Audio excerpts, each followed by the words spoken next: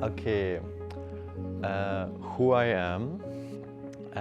I'm Albert Miroslav Yuldashev, formerly known as Albert Miroslav Yuldashev. I threw away my father's name. I am currently an ESC volunteer at an organization in the north of Ljubljana, Slovenia. I think I'm a creative person. I love to discover things. I'm currently in an apartment with three very special people that I can call my friends. I'm also surrounded in a really nice, I'm in a really nice work environment, and yeah, that's for now who I am, or like on a surface level, yes. I think I'm very passionate about creative stuff, more in this direction of fashion and or like making fashion and video editing. This is something that I do since like 13, so like 5, 6 years now. And I'm really passionate about like interpersonal connections. I've realized like a few weeks ago. Yeah. I feel like I forget a lot of things about my childhood, and then I let other people tell me what I was as a child. So my mom always has this conception of me being very introverted. She recalls like one time in kindergarten when we had like this one slide in, in the garden, and there were a lot of people standing in line because it was just like a lot of children, and it was my turn to finally slide. But I couldn't let that happen. I was like, the person behind me waited even longer than me, so I let them slide first. And then there was another person, and they also waited longer than me, so I let them pass also, or slide first. And it just continued, and I never actually went sliding. I feel I was then, from this experience, I think I could say that I was more of a kid that was on the sidelines, or I think you could call that like a wallflower. So just perceiving a lot and not actually talking and doing much. I wouldn't consider myself as a sociable person back then, and I would say that I was really, really, really shy, especially around other people and authority. I think it would come from a lot of criticism or like fear of it, or like negativity in like, the first in my first social kind of setting, so like at home. I think there I would face a lot of criticism for what I do, and also not really just. So I was always scared to do the things that I would usually do, and then shy away from actually doing those things, and always second guess my just basically everything I did, especially when it would involve other people. And I would always ask, "Oh, is it okay if I do this? Is it this? Is it fine with you when this and this happens?" And I think I would rarely put like my needs beside other people's needs. Oh, I have a lot that changed me. I think especially this change from being like very introverted to becoming more and more extroverted, I think happened over a few years, and I have a lot of people, books, and just experiences that shaped me. One experience that shaped me in becoming more extroverted, I think I would extend it to maybe two things. I think I met a friend from my brother who is about 30 years old. He is an artist and has like his own little artist maker space in my hometown of Leipzig. And he was always this very extrovert person. And when I was 13, 14 and hanging out sometimes with my older brother's friend group, which was like a bit older, I really looked up to him. I was always wondering, oh, how did he get to where he's at? And I asked him, and he told me that it's really relies on like self-confidence, and also just, I think he was talking a lot about energy. So I kind of perceived myself and started to like think in a way of saying, oh yeah, I'm full of energy, I can do this and this and this and that. And after this, I think I also started getting more into more theoretical matter, and like also other YouTube channels where there was a lot about fake it till you make it. And then I realized, oh wait, this can apply to everything. And then I started to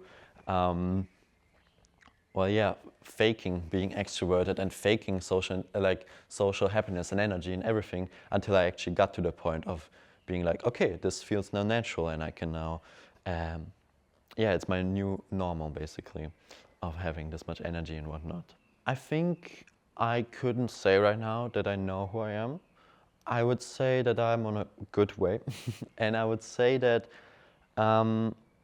my like being is kind of shaped by what I didn't want to be. So growing up especially, I had a very depressive friend, and he once told me, Albert, how is it that you're like not nihilistic? How is it that you see happiness in things where there's nothing? And I think he struggled through depression at this point, but for me, I really couldn't see what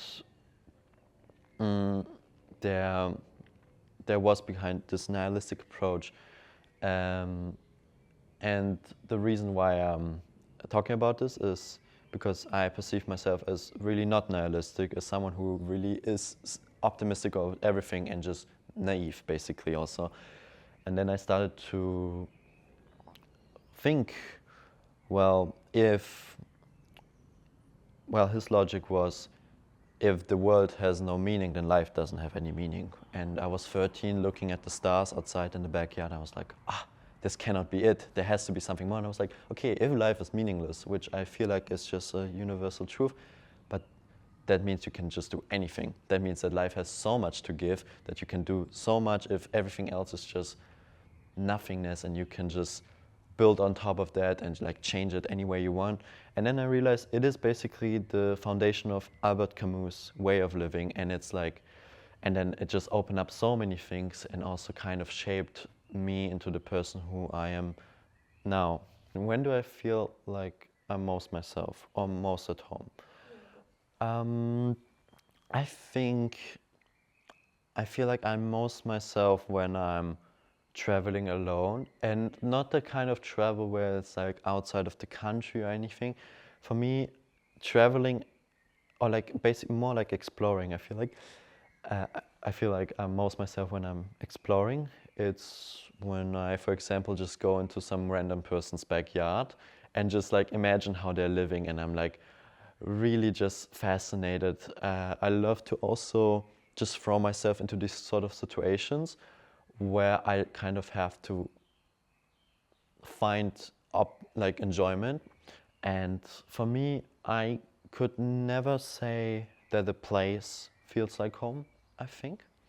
Um, I feel like home would be for me something where like, home would be for me a feeling, and a feeling of, I think, just being comfortable in my body and where I am currently. And I feel like I get this a lot when I'm exploring and have to face situations where I have to be like optimistic or naive, and I'm like, oh, now everything feels great, and then I actually do truly feel at home. Something that I really struggle with would be, uh, can I think? Okay. I think it's hard for me to say when I really feel a lot of struggle internally, because I think I had to be resilient a lot of times in my life, and that's why I have such a high tolerance for, let's say, pain in a physical and emotional way. And I think that also correlates to me like not noticing a lot of unfairness going on in my life, or when things are going wrong or something, that I just kind of brush over them and just live with the consequences of it instead of actually tackling the problems. I am okay with the feeling of being like in a bad situation, and like kind of toughing through it, and I think that's not too good. I think that could be like an internal struggle. I mean, there are also always a lot of different things that I struggle with, but I think they come and go. And maybe one of them would be also, one internal struggle would be also related to a family member, my mom, which I think is always kind of like a bad voice in the back of my head, that I always have to kind of deal with. And I always kind of have to feed and satisfy for me to actually be able to live my life. And for me, it's a struggle to distance myself from that, because I still feel like I have too much empathy, I feel like sometimes, to her, even though I really shouldn't. And it kind of keeps me bound to her in some ways in which I shouldn't be. What do I do in difficult moments? I think I can really come down to what the difficult moment is.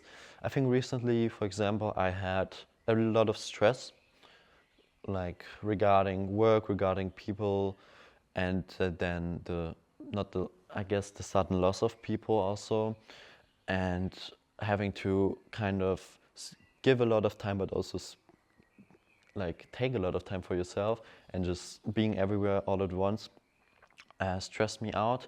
And for this situation, I think it was for me important to explore a lot.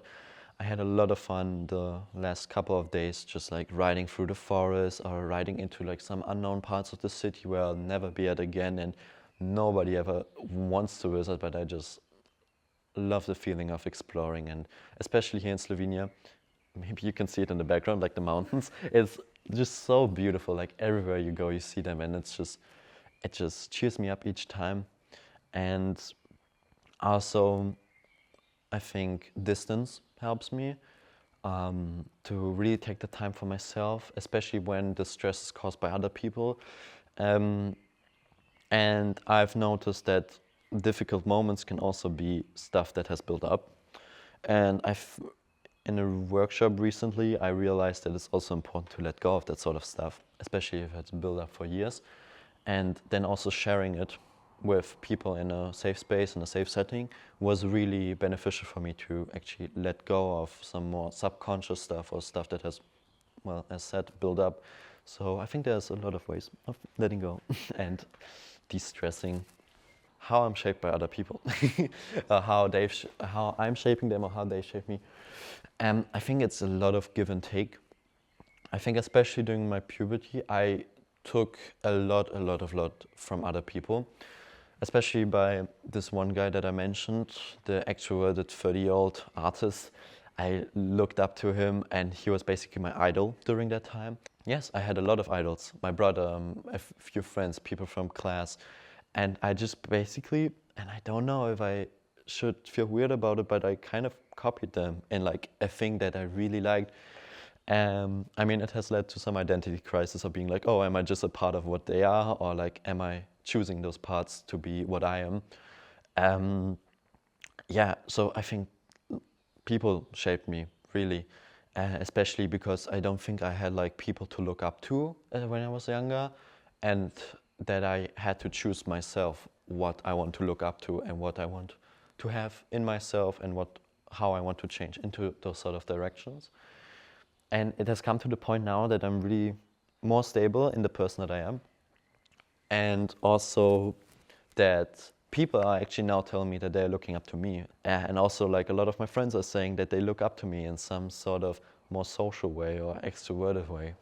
And that I think it's really nice that it's now like a giving sort of thing, even though it feels weird, and it's not something I want to do consciously, but it still happens, I guess. What humans fundamentally have in common? I think this is a really hard question. I think it really is. Everybody has different experiences and believes different things, different religions, everything, and it's really hard to find a fundamental, like a common ground, basically. I believe, though, that it's maybe not a value or something that is fundamentally the same, but I do believe that every human is like the good guy, or like the good person in their own story. Or maybe they're not, maybe it's rather every person is trying to be the good person in their story or in their own life. And I think that might be something that everybody can, like, is like the common ground between everybody, I think. It's a bit egotistical, but I think it is true. I don't think that we share the same emotions or the same struggles. Um, I mean, talking to people on a really deep emotional level, I think I've realized that not everybody can share the same struggles. For example, when I share my struggles with with my family or some other social background or anything, I usually, or sometimes I get the response of, "Oh, I cannot understand. Like, I don't have the situation. I cannot get you." Or like they would compare with their own situation, which then personally would believe is like a really dimmed down or like toned down version of what I had or like or what I experienced. Yes, there's a lot of complexity. I couldn't imagine, like I'm looking out the window, I couldn't imagine this person's living situation. Like really I couldn't.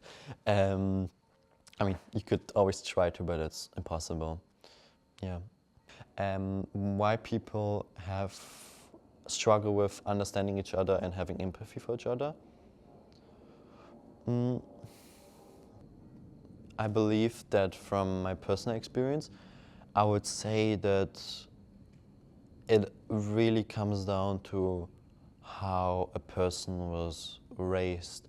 I think if someone was raised really, let's say, restrictive, like this restriction could lead to someone being like more narcissistic or develop generally people who have more narcissistic tendencies or just like any mental conditions that don't allow them to like look into another person.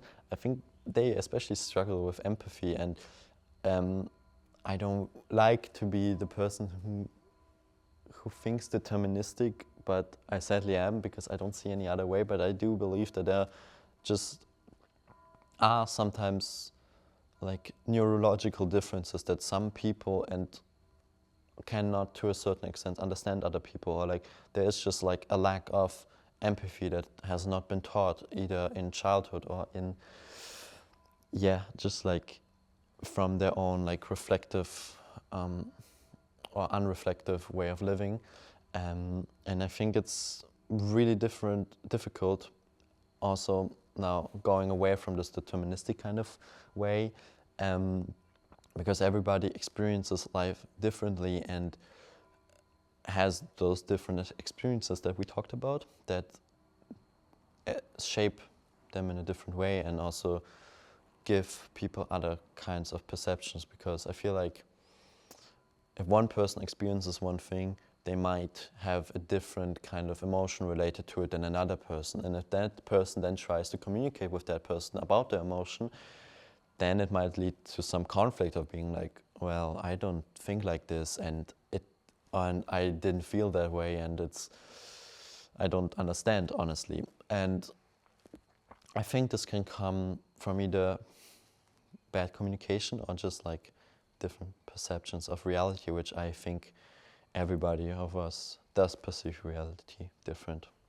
What does being human mean to me? I think being human would have to do something with the experience we share on this earth, and just having the fact that you are experiencing and have this capability of like observing, experiencing, which like no other creature really has, or like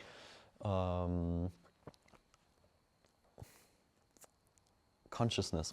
That's the word. I think the fact that humans share a conscience is, or like have consciousness, is something that makes us kind of human. I think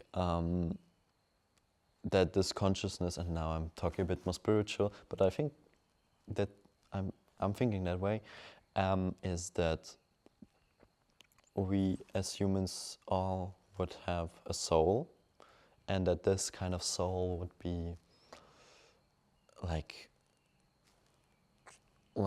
having a soul that has also conscious and is thinking and has this human, just the experience of being on Earth is also kind of what makes us human. Who do I hope to become?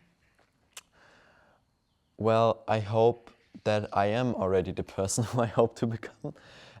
I once heard that you can just be the person who you want to be just like today.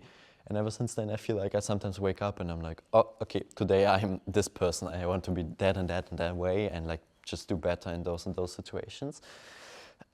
Goals, I really couldn't say anything specific. I think back then, when I was younger, I had this goal of bringing the world my optimism that I know about, being this preacherist person, like, and bringing basically luck into this world, or like what I call luck, what is being considered joy or enjoyment, no, joy.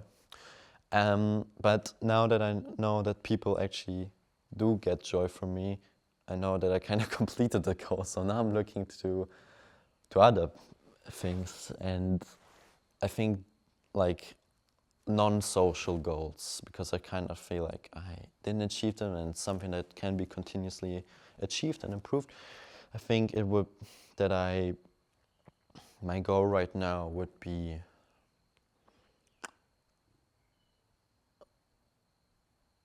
to look inward, to look into myself and see what I really want, because I feel like the last couple of years it was just things that have been told I should be doing, school, work, just commands, and I really feel like I'm losing myself a lot of times when I try to meet the expectations of other people and end up not giving myself the time of day that I think the goal that I want to achieve is to understand myself better, and that, well, let's say some ways of doing that would be, for example, reading and writing more. I'm joined a writing competition already and did so before, and I think also distancing myself from previous attachments is one way of distancing myself of this person that is trying to meet other people's expectations. So like, for example, trying to have other friends, trying to live more healthily, which I didn't before, is, I think, a few ways of going towards the direction, going towards my goal of finding myself.